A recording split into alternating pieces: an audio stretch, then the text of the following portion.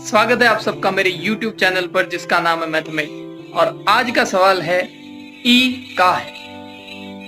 ई का है। चैनल को सब्सक्राइब कीजिए और बेल आइकन दबाइए ताकि आने वाली हर वीडियो का आपको नोटिफिकेशन मिलता रहे।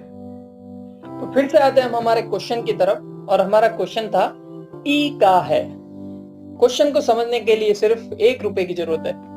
तो मान लो कि 1 रुपया 1 साल के लिए किसी को उधार दिया जाए कंपाउंड इंटरेस्ट पे, और जो रेट ऑफ इंटरेस्ट है वो हमने कितनी रखी, 100% रखी एनुअली।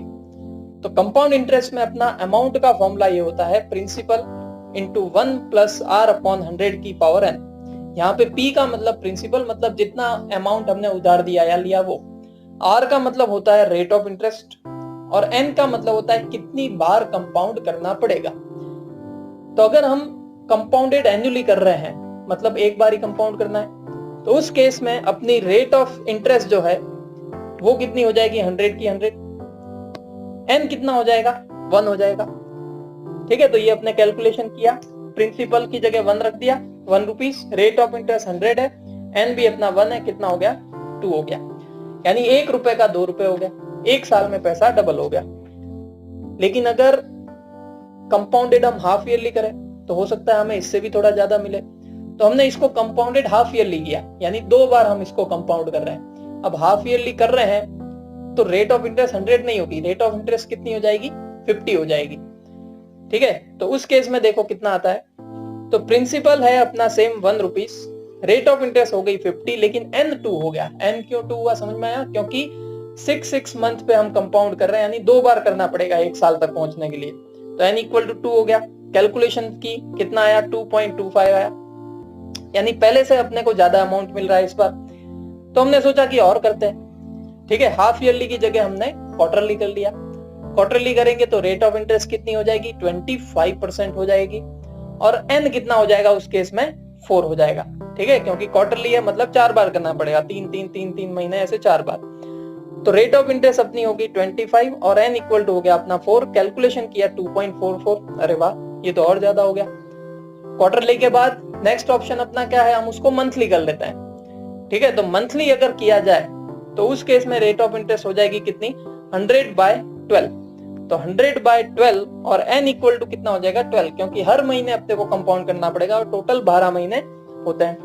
ठीक है, तो रेट ऑफ इंटरेस्ट की जगह रख दिया हमने 100/12 और एन की जगह रख दिया 12। कैलकुलेट किया कितना आया, 2.61, और ज्यादा मिला अमाउंट। अब मंथली के बाद हमने उसको वीकली किया। तो जब वीकली किया क्या हुआ, कितने वीक होते हैं एक साल में, लगभग 52 वीक्स होते हैं।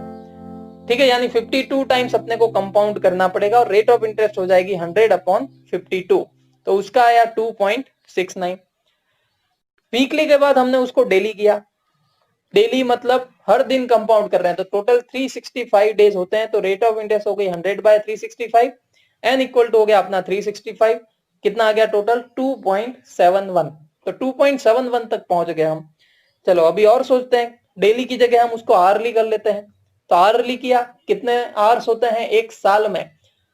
ठीक है, तो हर दिन 24 घंटे होते हैं, तो टोटल कितने हो गए, 24 इंटू 365, मतलब 8760 टोटल आवर्स हो गए। तो इतने टाइम्स अपने को कंपाउंड करना है। रेट ऑफ इंटरेस्ट भी कम हो जाएगी, कितना आया, 2.71 आया।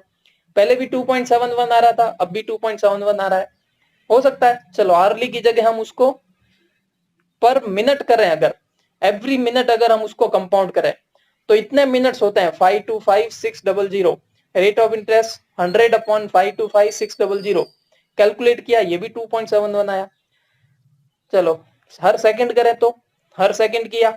ठीक है, तो हर सेकंड उसको और 60 से मल्टीप्लाई किया तो 3153600, और रेट ऑफ इंटरेस्ट हो जाएगी 100/3153600। ये भी कितना आया, 2.71 आया।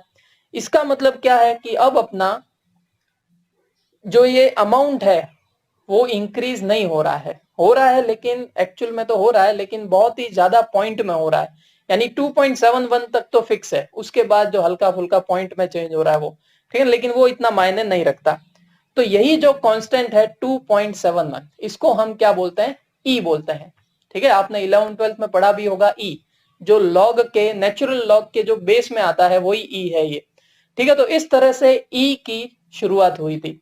और ये खोज किसने की थी? जैकब बर्नौली ने की थी। उन्होंने जब कंपाउंड इंटरेस्ट पे स्टडी की तब उन्हें पता चला कि अगर 1 रुपया हम 1 साल के लिए उधार दें और उसको कंपाउंड करते जाए तो ऐसा नहीं है कि वो हमेशा बढ़ता रहेगा अमाउंट, ठीक है ना, वो टेंस टू एक वैल्यू पे पहुंच जाएगा और वो वैल्यू क्या होती है?